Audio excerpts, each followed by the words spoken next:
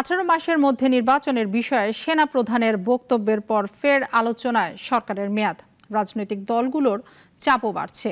সম্প্রতি এক সাক্ষাৎকারে প্রধান উপদেষ্টা বলেছেন, সরকারের মেয়াদ সরকারই জানাবে। তাই আবারও সরকারের মেয়াদ নিয়ে সৃষ্টি হয়েছে ধোঁয়াশা। সপ্তাহখানেক আগে রয়টার্স সেনাপ্রধান ওয়াকার উজ্জামানের একটি সাক্ষাৎকার প্রকাশ করেছে। তিনি আগামী 18 মাসের মধ্যে নির্বাচনের জন্য সরকারকে সহায়তার অঙ্গীকার করেন। সবাই ধারণা করেছিল এটাই হয়তো সরকারের মেয়াদ। সম্প্রতি ভয়েস অব আমেরিকাকে প্রধান উপদেষ্টা ডক্টর মোহাম্মদ ইউনুস সেনাপ্রধানের বক্তব্যের বিষয়ে বলেছেন, এটা সরকারের মতামত না, নির্বাচনের তারিখ সরকার জানাবে। প্রধান উপদেষ্টা জানান, সব সংস্কার না করে আগের অবস্থানেও ফিরতে চান না তারা, সেই জন্য রাজনৈতিক দলগুলোর সঙ্গে আলোচনাও হবে।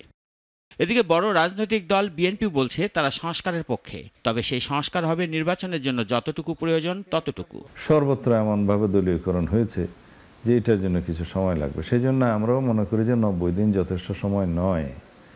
তবে এটা কতদিন হওয়া উচিত এবং যৌক্তিক সংস্কারগুলোর মধ্য দিয়ে কিভাবে একটি সুষ্ঠু নিরপেক্ষ নির্বাচন অনুষ্ঠান করা যায়, সেজন্য কতদিন লাগবে, এটা একটি প্রশ্ন। এখন বামধারার দলগুলোর পক্ষ থেকেও সংস্কারের কথা বলা হলেও দ্রুত নির্বাচনের তাগিদও দিচ্ছেন তারা। রাজনৈতিক দলগুলোর সাথে আলাপ আলোচনা করে বোঝাপড়া করে একটা যৌক্তিক সময়ে, সেটাকে 3 মাস না 4 মাস না 6 মাস না 7 মাস, নিশ্চয় আলাপ আলোচনা করে সেটা নির্ধারণ করা যাবে। প্রধান উপদেষ্টা অবশ্য বারবার বলেছেন, তাদের সরকারের মূল লক্ষ্য সংস্কারের পর নির্বাচন আয়োজন এবং নির্বাচিত প্রতিনিধিদের হাতে ক্ষমতা হস্তান্তর করা।